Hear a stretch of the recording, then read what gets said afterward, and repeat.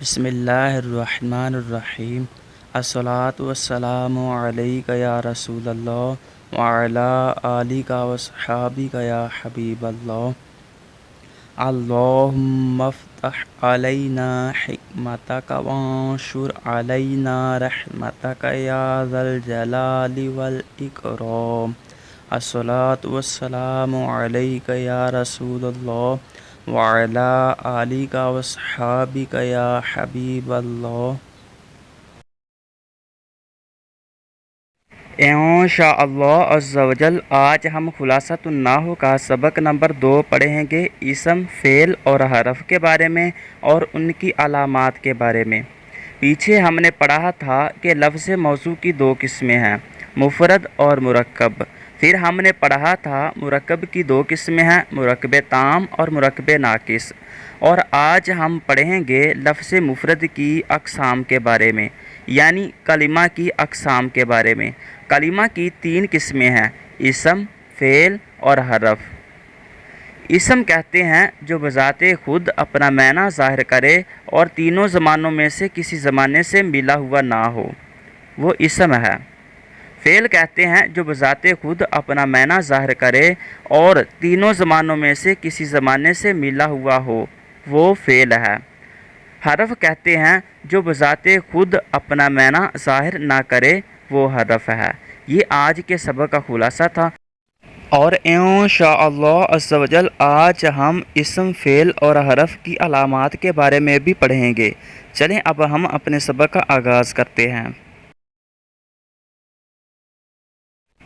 الدرس الثانی یعنی دوسرا سبق، اسم، فعل، حرف اور ان کی علامات کے بارے میں۔ کلمہ کی اقسام۔ کلمہ کی 3 قسمیں ہیں، نمبر 1 اسم، نمبر 2 فعل، نمبر 3 حرف۔ اسم کی تعریف یہ ہے جو کلمہ اکیلا اپنا معنی ظاہر کرے اور اس میں کوئی زمانہ نہ پایا جائے، اسے اسم کہتے ہیں، جیسے قلم۔ مطلب یہ ہے کہ ایسا کلمہ ہو جو اپنا معنی خود ظاہر کرے اور پھر اس میں کوئی زمانہ بھی نہ پایا جائے تو وہ اسم ہوگا۔ زمانے کل 3 ہیں، ماضی، حال اور مستقبل۔ ان تینوں زمانوں میں سے کوئی زمانہ بھی اس میں نہ پایا جائے تو ایسا کلمہ اسم کہلائے گا۔ اس کو مثال سے یوں سمجھیے، جیسے قلم۔ اب یہ نام ہے قلم، اس کا مطلب ہے قلم۔ اب یہ اسم ہے، کیوں اسم ہے؟ کیونکہ قلم، لفظ قلم یہ اپنا معنی خود ظاہر کر رہا ہے اور اس میں کوئی زمانہ بھی نہیں پایا جا رہا، لہذا وہ کلمہ جو معنی خود ظاہر کرے اور کوئی زمانہ بھی نہ پایا جائے تو وہ اسم ہوگا۔ اسی طرح والدون، بچہ، اب یہ بھی اسم ہے کیونکہ یہ معنی خود ظاہر بھی کر رہا ہے اور تینوں زمانوں میں سے کوئی زمانہ بھی نہیں پایا جا رہا۔ اور اسی طرح راجولن، اس کا مطلب ہے مرد، اور یہ بھی اسم ہے کیونکہ اس میں بھی کوئی زمانہ نہیں پایا جا رہا اور یہ اپنا معنی بھی خود ظاہر کر رہا ہے۔ آگے بتا رہے ہیں فعل۔ فعل کہتے ہیں جو کلمہ اکیلا اپنا معنی ظاہر کرے اور اس میں کوئی زمانہ بھی پایا جائے، اسے فعل کہتے ہیں۔ مثال سارا، یسیرو وغیرہ۔ مطلب یہ ہے فعل ایسے کلمہ کو کہتے ہیں جو اپنا معنی بھی خود ظاہر کرے اور تینوں زمانوں میں سے کوئی زمانہ بھی اس میں پایا جائے، یعنی یا تو زمانہ ماضی اس میں پایا جائے یا پھر زمانہ حال یا پھر زمانہ مستقبل اس میں پایا جائے تو وہ فعل ہوگا۔ اس کو مثال سے یوں سمجھیے، جیسے سارا، اس کا مطلب ہے وہ چلا۔ اب سارا یہ فعل ماضی ہے کیونکہ یہ اپنے معنی پر دلالت بھی خود کر رہا ہے اور اس میں تینوں زمانوں میں سے زمانہ ماضی بھی پایا گیا، لہذا سارا فعل ہوا۔ اور یسیرو، وہ چلتا ہے یا چلے گا، اب یہ بھی فعل مضارع ہے کیونکہ یہ اپنے معنی پر دلالت بھی خود کر رہا ہے اور اس میں زمانہ حال اور زمانہ مستقبل دونوں زمانے پائے گئے، لہذا وہ کلمہ جس میں تینوں زمانوں میں سے کوئی زمانہ بھی پایا جائے اور اپنے معنی پر دلالت بھی خود کرے تو وہ فعل کہلائے گا۔ آگے بات کر رہے ہیں حرف کی۔ حرف جو کلمہ اکیلا اپنا معنی ظاہر نہ کرے اسے حرف کہتے ہیں، جیسے من، الی۔ مطلب یہ ہے حرف ایسا کلمہ ہے جو خود اپنا معنی ظاہر نہیں کرتا بلکہ اپنا معنی ظاہر کرنے میں اسم یا فعل کا محتاج ہوتا ہے۔ اسم یا فعل کے ساتھ مل کر یہ اپنا معنی ظاہر کرتا ہے، ورنہ خود یہ ابتداءً و انتہاءً اپنا معنی ظاہر نہیں کرتا۔ اس کو مثال سے سمجھیے، جیسے من اور الا۔ من کا مطلب ہے سے اور الا کا مطلب ہے تک۔ اب اس کے شروع میں اور اس کے آخر میں کیا بات چل رہی ہے، کیا بات ہو رہی ہے، کوئی سمجھ میں نہیں آ رہا۔ جب یہ حرف اسم یا فعل سے ملے گا تب اس کا معنی ظاہر ہوگا۔ لہٰذا وہ کلمہ جو اپنا معنی خود ظاہر نہ کرے تو وہ حرف کہلائے گا۔ اب ان تینوں قسموں کو، یعنی اسم، فعل اور حرف، ان تینوں کو میں ایک ہی مثال سے واضح کر کے سمجھاتا ہوں۔ یہ میں نے آپ کے سامنے ایک جملہ لکھا ہے۔ اس جملے میں فعل بھی شامل ہے، حرف بھی شامل ہے اور اسم بھی شامل ہے، اور اس مثال میں اسم، فعل، حرف سب کو الگ الگ کرتے ہیں۔ مثال ہے سرت من البصرۃ الی الکوفۃ۔ اس کا ترجمہ ہے میں بصرہ سے کوفہ تک چلا۔ اب سرت، اس کا مطلب ہے میں چلا۔ یہ فعل ماضی ہے۔ کیوں فعل ماضی ہے؟ اس وجہ سے یہ بذات خود اپنے معنی پر دلالت بھی کر رہا ہے اور تینوں زمانوں میں سے زمانہ ماضی بھی اس میں پایا گیا۔ لہٰذا وہ کلمہ جو بذات خود اپنے معنی پر دلالت کرے اور تینوں زمانوں میں سے کوئی زمانہ پایا جائے تو وہ فعل کہلائے گا۔ تو اس وجہ سے سرت یہ فعل ہے۔ البصرہ اور الکوفہ یہ دونوں اسم ہیں۔ کیوں اسم ہیں؟ کیونکہ بصرہ اور کوفہ یہ ایک نام ہے، شہر کے یہ ایک نام ہے، اور یہ بذات خود اپنے معنی پر دلالت بھی کر رہے ہیں، لیکن تینوں زمانوں میں سے کوئی زمانہ اس میں نہیں پایا جا رہا۔ تو لہٰذا وہ کلمہ جو بذات خود اپنے معنی پر دلالت کرے اور تینوں زمانوں میں سے کوئی زمانہ نہ پایا جائے تو وہ اسم کہلائے گا۔ اس وجہ سے البصرۃ اور الکوفۃ یہ اسم ہیں۔ من اور الا یہ حرف ہیں، اس لیے من کا مطلب ہے سے اور الا کا مطلب ہے تک، اور اس وجہ سے یہ حرف ہیں کیونکہ یہ بذات خود اپنے معنی پر دلالت نہیں کر رہے بلکہ اپنا معنی ظاہر کرنے میں اسم اور فعل کے محتاج ہیں۔ اسم اور فعل کے ساتھ مل کر انہوں نے اپنا معنی ظاہر کیا، لہٰذا یہ الگ الگ من اور الا یہ خود اپنا معنی ظاہر نہیں کر رہے۔ لہٰذا وہ کلمہ جو بذات خود اپنا معنی ظاہر نہ کرے تو وہ حرف کہلاتا ہے۔ فائدہ: زمانے تین ہیں۔ نمبر 1 ماضی، نمبر 2 حال، نمبر 3 مستقبل۔ آسان سی بات ہے، ماضی گزرے ہوئے زمانے کو کہتے ہیں اور حال موجودہ زمانے کو کہتے ہیں اور مستقبل آئندہ کے زمانے کو کہتے ہیں۔ آگے بتا رہے ہیں اسم، فعل اور حرف کی علامات۔ علامات یہ علامت کی جمع ہے۔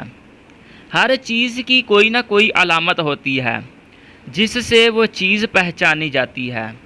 اسی طرح اسم، فعل اور حرف کی بھی علامات ہیں جن کے ذریعے اسم، فعل اور حرف کی پہچان کی جائے گی۔ تو اس وجہ سے اسم، فعل اور حرف کی علامات بیان کرنے لگے ہیں۔ سب سے پہلے ہم پڑھتے ہیں اسم کی علامات۔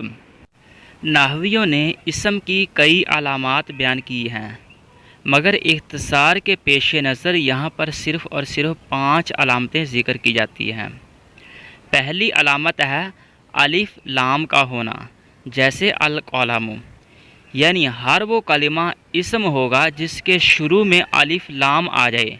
اب القلم یہ اسم ہے کیونکہ اس کے شروع میں الف لام آ گیا۔ نمبر 2 حرف جر کا ہونا، جیسے فی دارن، یعنی ہر وہ کلمہ اسم ہوگا جس کے شروع میں حرف جر آ جائے۔ حرف جر وہ حروف جو اسم کو زیر دیتے ہیں، اور یہ 17 حروف ہیں، ان کو حروف جارہ بھی کہتے ہیں۔ ان کا بیان انشاءاللہ عز و جل آگے آئے گا۔ اب فی دارن میں دارن یہ اسم ہے کیونکہ اس سے پہلے حرف جار آیا ہوا ہے۔ نمبر 3 جر کا ہونا، جیسے ولد زیدن، یعنی ہر وہ کلمہ اسم ہوگا جس کے شروع میں ایسا لفظ آ جائے جو بعد والے کو زیر دے، یا پھر یوں سمجھ لیں کہ مضاف کا ہونا، کیونکہ مضاف بھی اپنے بعد والے لفظ کو زیر دیتا ہے۔ تو والد زید میں زید یہ اسم ہے، کیونکہ اس سے جو پہلے والا لفظ وہ بعد والے کو زیر دے رہا ہے۔ نمبر 4، تنوین کا ہونا، جیسے راجولن، یعنی ہر وہ کلمہ اسم ہوگا جس کے آخر میں تنوین آ جائے۔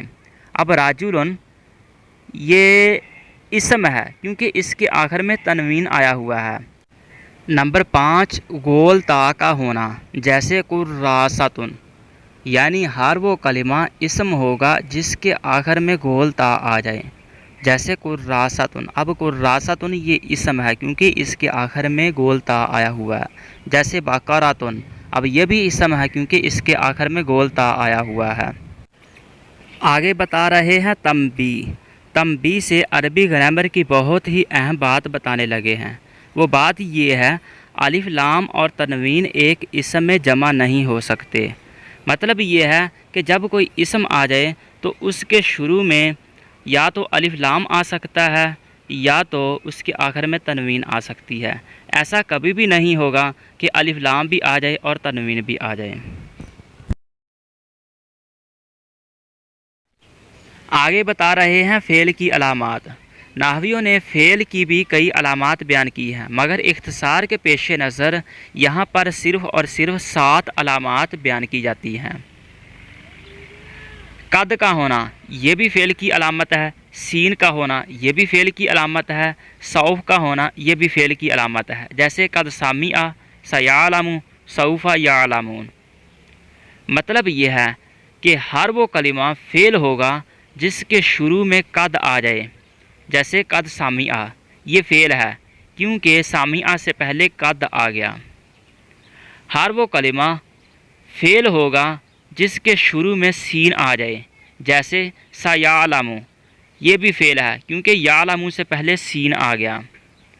ہر وہ کلمہ جس سے پہلے سوف آ جائے تو وہ بھی فعل ہوگا، جیسے سوف یعلمون۔